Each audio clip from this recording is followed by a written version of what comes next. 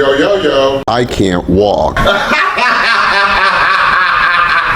don't have some cool intro, so let's just get to the start of the show.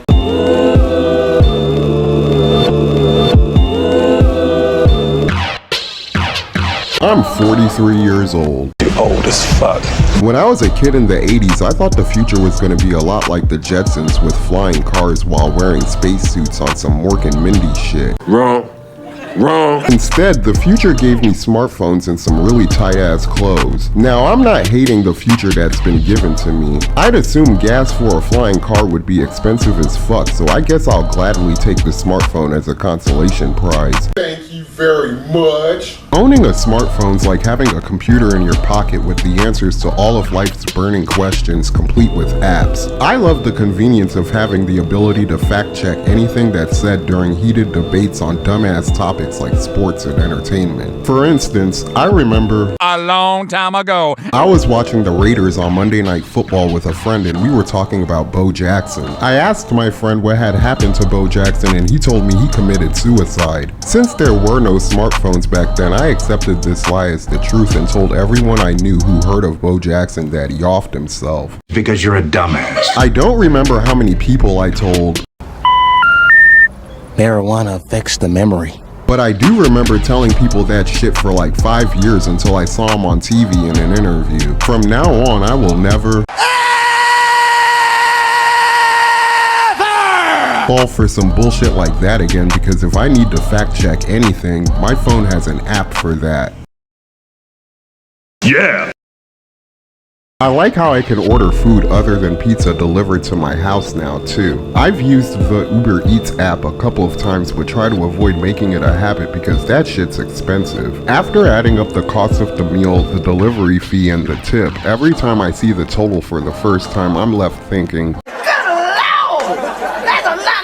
or an extra value meal from McDonald's to be delivered to my front doorstep. Every time I order food, I leave a tip if that option's available to raise my chances of having no member of the staff spit, sneeze, secrete, ejaculate, or defecate any bodily substances into my food. When I did work, I had a few jobs in the back of restaurants, and trust me when I tell you that there's some evil people back there preparing your meals. If I learned anything from those experiences, it's this one cardinal rule. Don't fuck with people that handle your food. The only reason I can find to go to the mall in my town now is to watch a movie. The convenience of online shopping and having shit delivered to your house has made the mall utterly useless today. The only people I've seen there in the past 10 years are elderly mall walkers, people who work there, or kids who eat there after classes because there's a high school across the street. That's so very, very sad. Now there's even dating apps available, so you don't have to deal with rejection in person anymore unless you catfish the motherfucker into going out with you because you look like this. I'm signed up with one called Zeus, but I never use it because I can't walk. Which automatically makes me needy, ugly, and unlovable by default.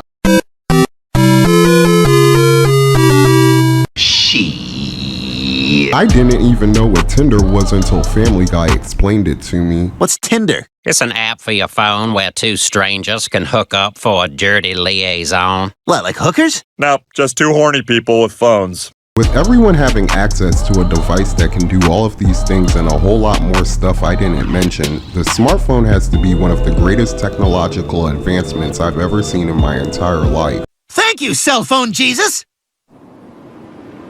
Huh? Oh, yeah, fine.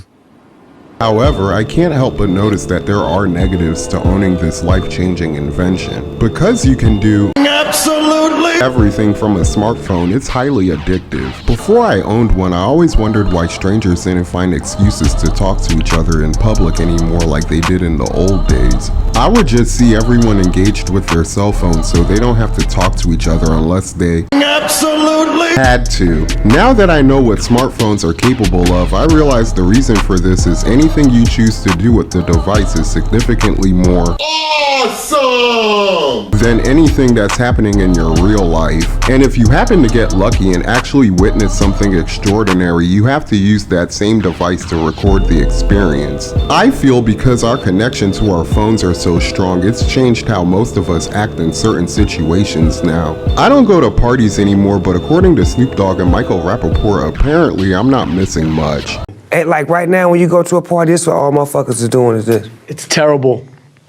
They're like this, or they're asking, yo, let me get a picture. They don't even want to say what's up. Give me a pound or something. Keep it moving, man. Shit. Dave Chappelle has to treat audiences who watches his stand-up show live like fucking children and confiscate their phones because people are so addicted to them. For real? The list goes on and on of the ridiculous things our cell phones make some of us do. At this point of the video, I usually suggest a solution as a remedy to whatever I have a problem with, but not this time. For the past 15 years, smartphones have played a huge part of most people's lives, and I just can't see the world going back to the way things were before we all owned one. Just think about how motherfuckers react when the Wi-Fi goes out. Oh my god, the Wi-Fi is out.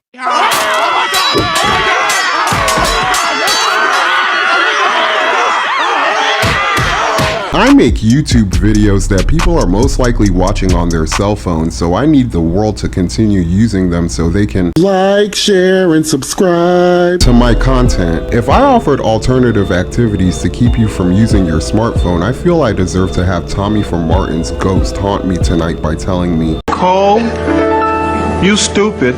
I'm just as guilty of being addicted as everyone else because every time I upload a video to the internet, I'm constantly checking my phone to see who is willing to like, share, and subscribe to my content. So if you made it this far into this video, you're probably asking, what's the point of this rant? Selfishly, it's because a couple of years ago, I went out to eat with a buddy and I got butthurt because no one wanted to make eye contact with me, let alone small talk in the restaurant. The only 3 people that even acknowledged my presence was our waitress and this elderly couple that were just as thirsty to converse with new people as I was. Everyone in the restaurant was white, so at first I thought they didn't want to talk to me because I'm black, y'all, and I'm black, y'all. Obviously, my disability was another excuse that crossed my mind as to why everyone treated me like I had Ebola. After almost 2 years of owning one myself, I realized that interacting with just about anything on your smartphone is significantly cooler than having a random conversation with a stranger in a wheelchair. I also understand that almost everybody else is getting the cold shoulder in public too, so I shouldn't take the gesture so personal anymore.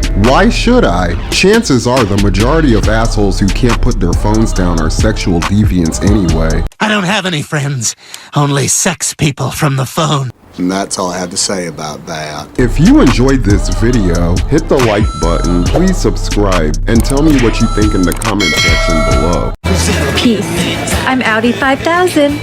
Those who wish to follow me, I welcome with my hand. Thank you for being a friend. And those are my thoughts for this video. But then again, what do I know? I'm just an old crippled bastard. Ooh, ooh, ooh, ooh. I ain't too proud to beg for your money, so like, share, and subscribe.